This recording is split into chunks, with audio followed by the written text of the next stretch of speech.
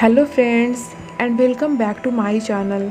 आज मैं आपके साथ अगली डगलिंग सीरीज़ का सेकंड एपिसोड एक्सप्लेन कर रही हूँ। इससे पहले आपको याद दिला दूँ कि अगर आप मेरे चैनल पर न्यू हो तो चैनल को सब्सक्राइब करना ना भूलें। Thank you.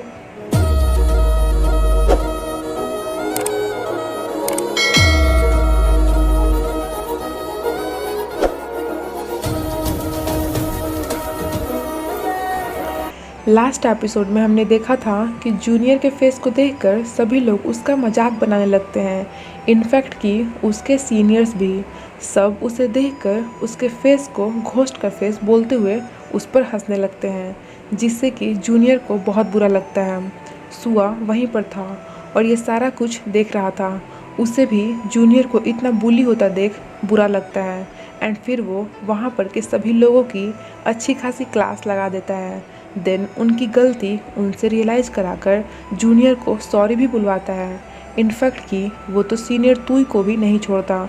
सुआ का गुस्सा देखकर उसे भी जूनियर से सॉरी बोलनी पड़ती है और सुआ के इस बिहेवियर से कोई और इम्प्रेस हो या ना हो, लेकिन बी पर उसका इफ़ेक्ट ज़रूर पड़ता है। इधर जूनियर अभी अभी उसके साथ जो कुछ भी हुआ था उसकी वजह से फुल अपसेट होकर रोने लगती है। उसे ऐसा लग रहा था जैसे यहाँ आकर उसने कोई गलती कर दी हो। सो घर जाने का मन बना लेती है। अब तो मैं यहाँ नहीं रहूँगी, एनी हाउ मुझे घर जाना है। लेकिन सुआ अपनी पॉजिटिव बातों से उसे होप्स देता है, उससे दोस्ती कर लेता है और यहीं पर उनके साथ ही रुकने को कहता है। आगे जूनियर अपने फ्रेंड्स के साथ गॉसिप कर रही थी, जहाँ वो उन्हें बताती है कि उसके सारे फ्रेंड्स उसके फेस को वाइट, चबी और गोलू मोलू सा बोल रहे थे। उन्हीं लोगों ने मुझे प्लास्टिक सर्जरी कराने का सजेस्ट किया, जिसका रिजल्ट मेरा फेस इतना अगली हो गया। इसके बाद सीनियर्स जूनियर्स का वेलकमिंग सेरेमनी करते हैं, जहां कुछ इवेंट्स होते हैं और ढेर सारी मस्ती एंड डांस। देन सीनियर्स से उन्हें एक न्यूज़ भी सुनने को मिलता है, जो कि उनके लिए शॉकिंग ही था। एंड द न्यूज़ वॉज, ये जो निंग थी वो कोई फ्रेशर्स जूनियर नहीं थी, बल्कि एक सेकेंड ईयर की सीनियर थी, जो अब तक एक जूनियर बनकर उनके साथ उनका भेद जानने के लिए रह रही थी। आगे ये सब कुछ गेम्स भी खेलते हैं, जिसमें सुआ हार जाता है एंड उसे उसकी शर्ट निकालने की पनिशमेंट मिलती है। और एक बार फिर से अपने हॉट से सुआ को देखकर बी का हाल बेहाल होने लगता है। आगे उनके प्रोग्राम का लास्ट राउंड था, जहां सभी जूनियर्स को एक एक चिट मिलता है, जिस पर का लिखा क्लू उनके किसी न किसी सीनियर से रिलेट कर रहा था।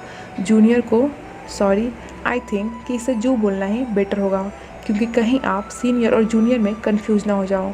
तो जू को भी एक चिट मिलता है, जिसका क्लू ऑब्वियसली और कौन हो सकता है, सुआ ही था। तो अब से सुआ जू का सीनियर मेंटर है, जिससे जू भी बहुत खुश होती है, क्योंकि उसके इस अगली फेस वाले इंसिडेंट्स के बाद सुआ वो फर्स्ट पर्सन था जिसने उससे फ्रेंडशिप की थी और उसके हार्ड टाइम में उसे सपोर्ट भी किया था। सो जू काफ़ी खुश थी एंड बी की सीनियर मेंटोर निंग बनती है। फिर ये दोनों बात करते हुए जा रहे होते हैं कि दोनों ही निंग और सुआ को साथ देखते हैं।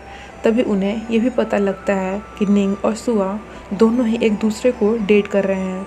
जू तो उन दोनों को एज अ कपल साथ देखकर खुश होती है, बट बी के साथ ऐसा नहीं था, उससे तो जालसी हो रही थी। नेक्स्ट सीन में स्टूडेंट्स ऑब्वियसली जब कॉलेज में हैं तो क्लासेस तो लेंगे ही, और क्योंकि उनका टूरिज्म डिपार्टमेंट है तो उनके टीचर उन्हें उनके ड्रीम ट्रिप पर क्लास में सभी के सामने प्रेजेंटेशन देने को कहते हैं। जू अपने होम टाउन से बाहर कभी भी कहीं नहीं गई थी, सो वो टोटली कंफ्यूज थी कि वो कौन सा प्लेस चूज करे। दिन जब उसकी टर्न आती है तो वो अपने ड्रीम ट्रिप के इस प्रेजेंटेशन पर सबको अपने होम टाउन बैंकॉक में एक शॉपिंग मॉल जाने के लिए इनवाइट करती है, जो कि फुल ऑफ एम्बैरसिंग था, क्योंकि वो उन सारे स्टूडेंट्स से कोई वैल्यूएबल और वर्दी प्लेस नहीं, बल्कि एक शॉपिंग मॉल में जाने के लिए बोल रही थी। टीचर से भी उसे थोड़ी सी डांट पड़ जाती है और टीचर उसे दोबारा से प्रिपरेशन कर प्रेजेंटेशन देने को कहते हैं।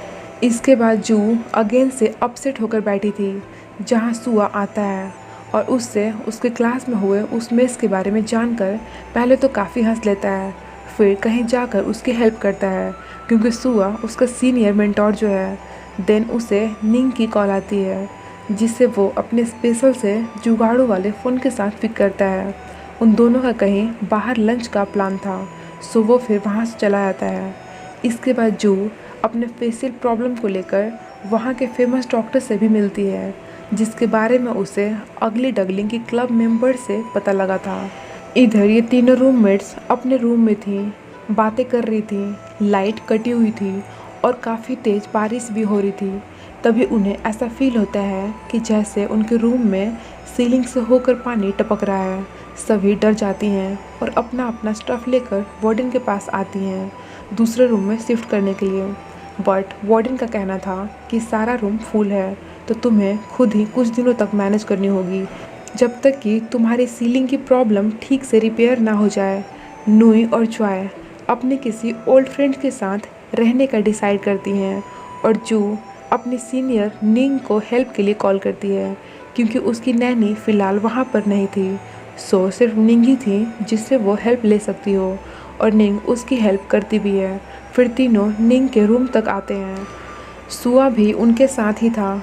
यहाँ हमें दिखाया जाता है कि सुआ एक पुअर बैकग्राउंड से बिलोंग करता है, जो अपने एक्सपेंसेस उठाने के लिए पार्ट टाइम जॉब करता है। वो उन दोनों से बाय बोलकर वहाँ से अपनी शिफ्ट के लिए चला जाता है। सुबह जब जू उठती है तो वो वहीं फ्लोर पर सुआ को सोते देखती है, जो ठंड से काँप रहा था। उसे ऐसे देखकर जू उसे ब्लैंकेट डालती है एंड सुआ नींद में ही उसे अपने पास खींच लेता है और टाइटली हग कर लेता है। देन जू कैसे कैसे कर उसकी पकड़ से बाहर आती है। इधर सुआ don't know why but smile करता है। शायद इसे पता था कि अभी वहाँ पर उसके साथ निंग नहीं बल्कि जू थी। नेक्स्ट मॉर्निंग जैसा कि सुआ ने उसकी हेल्प की थी, तो इस बार जू अपना प्रेजेंटेशन देती है, जो सभी को काफ़ी पसंद आता है।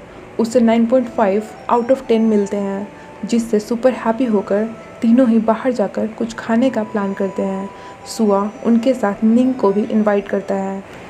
देन वे सब जब जाने लगते हैं तो अपने हीरो की बाइक पुरानी होने की वजह से स्टार्ट ही नहीं हो रही थी, और ये सब देखकर निंग को काफ़ी तेज़ गुस्सा आ रहा था। वो उससे उसकी बाइक रिपेयर करवाने के लिए कहती है, लेकिन इसका कहना था मुझे इसकी आदत है, अभी ये स्टार्ट हो जाएगी। बाइक स्टार्ट करने के चक्कर में उसका स्लीपर भी टूट जाता है, जिसे उठाकर वो खुद ही फिक्स करने लगता है। लेकिन ये सब निंग के लिए एम्बैरसिंग था, उसे अच्छा नहीं लग रहा था। निंग उससे कह रही थी कि इसे रहने दो, मैं तुम्हारे लिए दूसरी स्लीपर ले लूँगी। बट सुआ तो अपनी स्लीपर ठीक करने में ही लगा था। निंग को गुस्सा आ जाता है और वो उसकी स्लीपर उससे लेकर फेंक देती है, जिस वजह से इन दोनों की फ़ाइट हो जाती है, क्योंकि निंग उससे बहुत दिनों से उसकी बाइक और स्लीपर दोनों ही चेंज करने को कह रही थी। बट सुआ पैसे खर्च करने में नहीं बल्कि सेव करने में बिलीव करता है। दोनों झगड़ते रहते हैं और ये दोनों उन्हें देखते रहते हैं। एंड यहीं पर ही हमारे इस ड्रामे की सेकेंड एपिसोड एंड हो जाती है। जल्दी मिलते हैं आपसे इस ड्रामा सीरीज के नेक्स्ट एपिसोड के साथ। Till then stay connected and thank you so much for watching my explanation. Bye bye.